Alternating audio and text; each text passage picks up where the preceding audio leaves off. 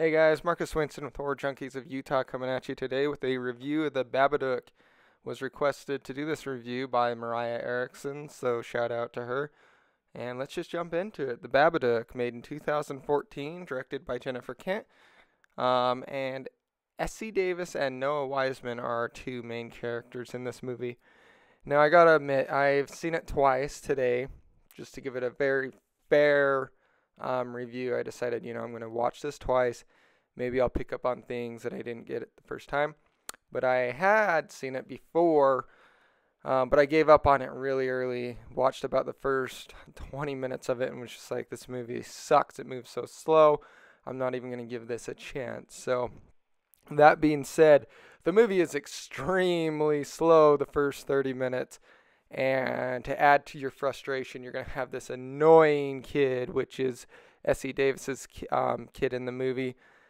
He just drives me insane. I almost wanted to punch him in the face a couple times. But that being said, once you can make it past that first 30 minutes, the movie actually starts picking up and gets good. It had some really interesting cinematography in it as well. They did some really interesting shots, blurred corners, stuff that just made your mind like. The first time was watching the movie, I didn't notice it, and the second time I was like, oh wow, that's cool. That's cool they did that. But I also thought they borrowed a lot of ideas from other movies. For essence, let's talk about the way the Babadook gets into the mother in the film. Through her mouth.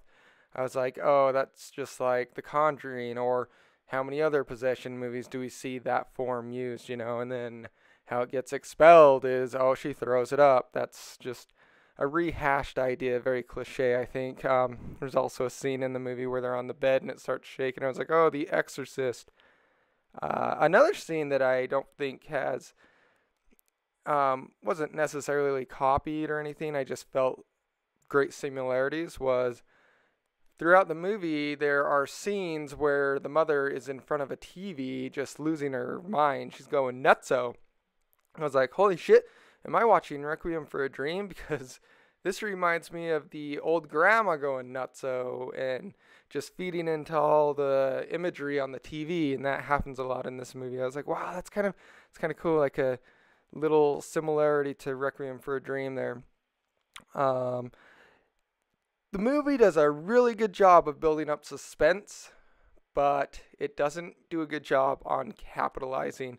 It seems like there's suspense moments in the film that go on and on and on and on, and then just when you get to that breaking point where you expect something to happen, nothing does. So it kind of leaves you hanging. You're like, oh, so what was I afraid of? But I think if we think about that, it to me, the Babadook, he's this demon per se, and I like what the film does. They don't take it and say, "Oh, this is a typical Christian demon. This is the devil." It's the Babadook. You don't know what the Babadook is, and to me, I took it as the Babadook is just fear itself. And when you watch the film, the fear starts out very slowly, and the Babadook starts out just appearing here and there. And the more attention it gets, the more it grows and encompasses everything in their lives, and it's just always around. And then when she realizes that maybe this thing really isn't as big as it portrays itself to be, that's when I notice she starts winning the battle. And maybe we can take that in our personal lives and take that away from this movie, is that sometimes fear itself is bigger than it actually is. So that was just my little interesting input on it. The music and the sound effects, they don't use a lot of the loud bangs and booms to scare you in this film, but they do use very silent scenes with slight ambiance going on that was kind of like creepy a little bit. And what else can I say about this film? I think it brings to the surface a lot of like family turmoil and problems. It shows you how evil kids can actually get. As annoying as her son is in the film, he actually becomes a little bit of a badass towards the end of the movie. He has like these weapons that he's constructed, and he's getting in trouble in school with these things, and it just struck me a little funny. But yeah, that's the Babadook. Check it out. I don't want to talk a lot about the plot of the movie. Just let it be known that you have to make it through the first 30 minutes. Or, I mean, if you can't, then that's you. And that was me the first time. I couldn't make it through the first 30 minutes.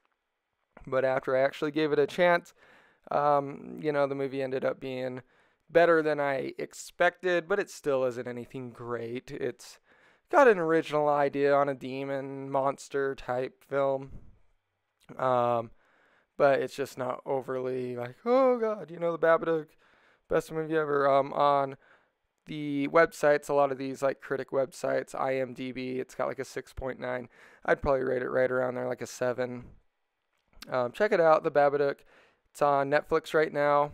I don't know if they have any plans on removing it anytime soon, but subscribe to our YouTube page and like us over on Facebook. And if you have any requests on like conversations that you'd like to see our group have, or movie reviews, questions on anything we do, shoot them at us. We'd love to answer your questions. We'd love insight, input. We love to see people engage, and we love our audience and our fans so far. So, yeah, you guys have a good night. Check it out. This is Marcus Winston, Horror Junkies of Utah. We'll see you later.